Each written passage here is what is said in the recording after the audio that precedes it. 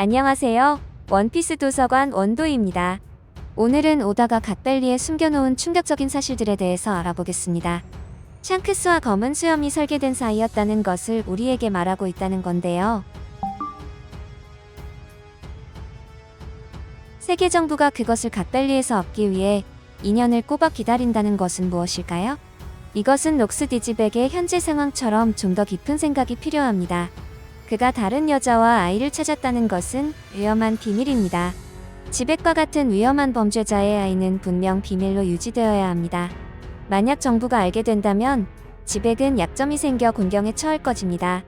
이 모든 혼돈 속에서 술집에서 로저와의 관계가 이상했던 흰 수염이 있습니다. 로저가 등장 후 술집을 나간 것은 그들의 관계에 대해 많은 것을 암시합니다. 하지만 이게 가장 큰 폭탄은 아니었습니다. 샹크스와 샴록 쌍둥이의 어머니가 갓벨리에 있었다는 사실입니다. 그녀가 갓벨리 주민이었을까요?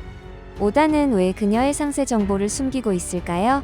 왜 사건 1년 전에 갓벨리에 있었을까요? 왜 갈링이 갓벨리에서 위험한 비밀을 발견한 후 1년 뒤에 나타났을까요? 그리고 가장 위대한 전투 중 하나인 하랄드 대 지백의 전투까지 말씀드리겠습니다. 마지막 결정적인 내용은 이번 챕터의 표지 현재에 있었습니다. 표지 현재에서 아무도 예상치 못한 놀라움이 나타났습니다. 야마토가 방문한 무덤은 바로 코즈키 모리아의 것이었습니다. 겟코 모리아 말고 누가 있겠습니까? 놀라운 점은 코즈키와 겟코는 같은 단어를 거꾸로 쓴 것이라는 점입니다. 마치 안녕을 거꾸로 쓰는 것과 같죠? 더 큰 놀라움은 거꾸로 쓰든 아니든 두 단어 모두 달빛이라는 같은 의미를 가진다는 것입니다. 이것 때문에 저는 특히 와노쿠니에서 카이도와 싸웠을 때의 모리아 이야기를 다시 찾아보게 되었습니다. 여러 자료에 따르면 모리아는 약 23년 전 링고 지역에서 카이도와 싸워 패배했습니다.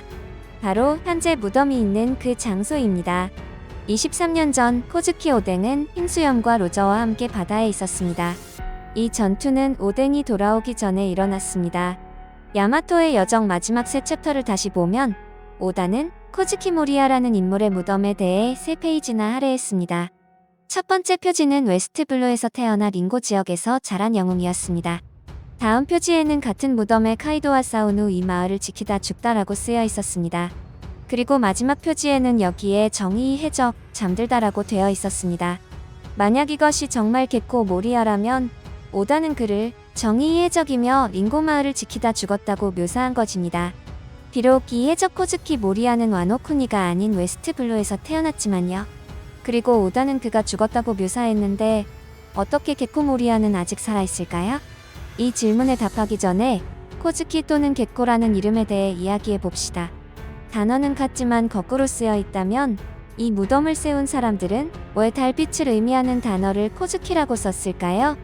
겟코도 같은 의미인데 말이죠.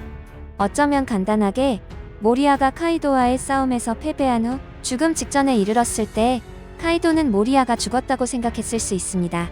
그리고 이 모든 것은 이 묘비를 세운 사람들이 겟코 대신 코즈키라고 잘못 쓴 것일 수 있습니다. 같은 단어지만 거꾸로 되어 있고 양쪽 모두 같은 의미를 가지니까요. 이것이 제기된 가능성 중 하나입니다. 하지만 겟코 모리아는 정말 죽은 인물일까요? 만약 죽었다면 어떻게 살아 돌아왔을까요? 모리아가 카이도와 싸울 때의 모습은 최근에 등장한 모습과 약간 달랐습니다. 최근 모습에서는 목, 머리 아랫부분이 꿰매져 있었지만 카이도와 싸울 때는 그런 것이 없었습니다. 마치 모리아의 시신이 복원된 것 같습니다. 제가 시신이라고 말하는 이유는 그에게는 호그백이라는 의사가 있기 때문입니다. 모리아가 와노쿠니에 혼자 왔을 리 없습니다. 닥터 호그백은 스릴러 바크에서 시체들을 조립하여 모리아가 적절한 그림자를 넣을 완벽한 좀비를 만들었습니다. 만약 이 의사가 모리아를 치료했다면 어떨까요? 모리아의 열매가 우리가 상상하는 것보다 훨씬 위험한 열매라면요? 저는 그림자 열매의 각성에 대해 이야기하고 있습니다. 그 수준은 우리가 상상하는 것보다 훨씬 뛰어날 수 있습니다. 죽은 시체를 그림자를 사용해 되살릴 수 있다면요. 모리아의 몸이 죽거나 찢어졌다면 그를 제어하는 것이 모리아의 그림자일 수 있을까요? 그래서 그의 행동이 그대로 유지된 것일까요?